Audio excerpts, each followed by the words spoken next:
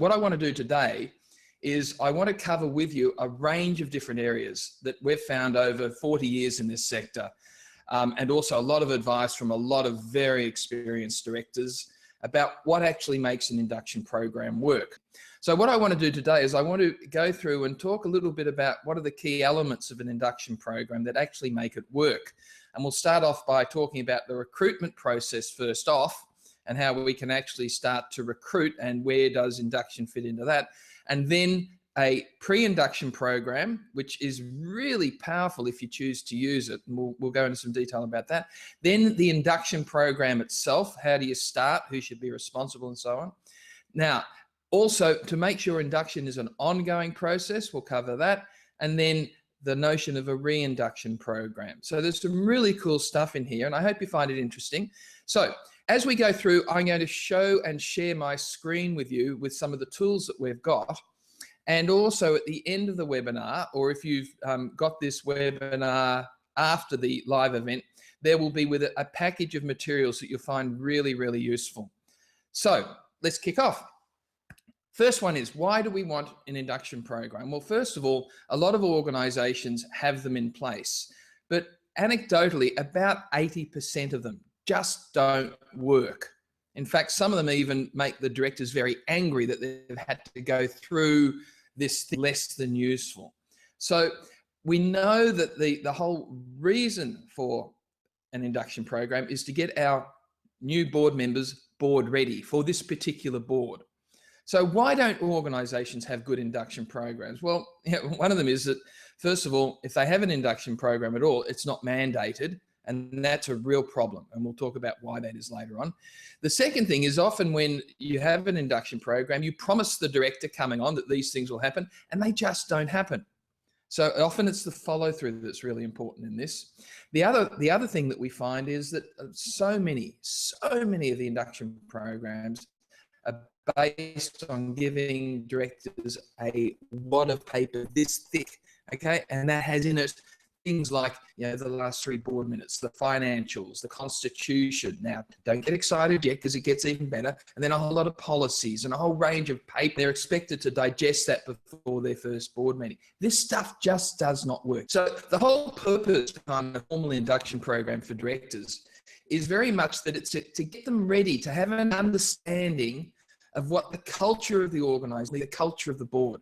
How does this board actually work at the moment? So they get an understanding of the relationships, the nuances, who's who, what happened, some things to be aware. So have an understanding of culture. It's also to have an understanding of the strategy before you go to your first board meeting. To have an understanding, here are our 3 or our 4 key strategies over the next 3 years. Here's why we've chosen them, and here's how most of our conversation will be around the strategic side of things. So an understanding of what the strategy is and what it actually means. It's also an understanding of risk. And many board inductions do this. For a director really to add value to your organization, they need to understand what are the top 2, 3, maybe 4 key risks that we as an organization face, and how the board's dealing with those risks, how they're monitoring the management of them, and how they will continually monitor those. Another reason for having a really good board induction program is that it gets you, the new director, up to speed on what some of the key issues are. So if you're coming into the disability sector, if you're coming into the employment sector, if you're coming into the manufacturing sector, whatever it might be, what are the top key issues that we face right now? Don't wait 3 or 4 board meetings to try and pick the bones out of something to figure out what's going on. You've got to be given this beforehand. So for those of us that run induction programs, we've got to identify what are these top 3 or 4 key issues that we're currently dealing with that aren't necessarily overtly addressed in the strategic plan, but nevertheless, they're key issues for us. One of the other things that's absolutely essential for an induction program is for the directors to have an understanding of what the key terminology is. I cannot begin to tell you how many times I've heard directors tell me, my God, it's taken me 12 months to understand what some of the acronyms are.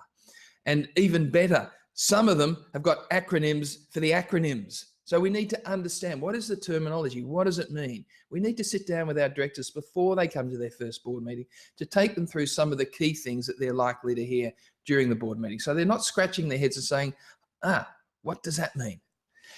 The other reason is, in terms of induction program, is to get to understand some of the relationships between the people, so that you get to understand why someone talks probably more than they should, and some of the ways that we might want to be able to deal with that.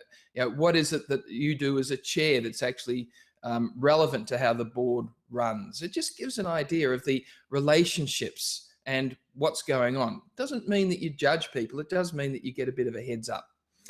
And then the other part is then the operational nuances. I mean, every director coming onto the board really has to have an understanding of the operations of the organization. So what are some of those operational details and some of those operational nuances? Now, does that mean that your induction program is probably a little bit more than a half-hour sit-down chat? You're darn right it is. It actually is an ongoing process. And this is what we need to look at, so that when we are developing our induction program, it's not just okay, so here we are, sit down for half an hour, that's it, we're over and done with. There's more to it than that. This is what we want to cover so where does it all start? What are the key elements of an induction program? So if we look at it this way, so the first key element of induction program is the recruitment process. And I'll take you through some of the details of that.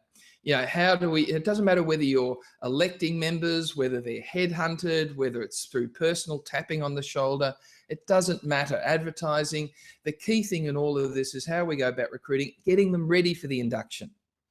The second part is the pre-induction. And that means before we even run the induction program, there's some work we can do to actually get people board ready. And then the third thing is the actual induction program itself. And then there is the ongoing induction, and then there's the re-induction. Now, there's a lot of in there, but they're all essential to actually get your director board ready. And I guarantee they will thank you for this. They will thank you for this, because if you don't do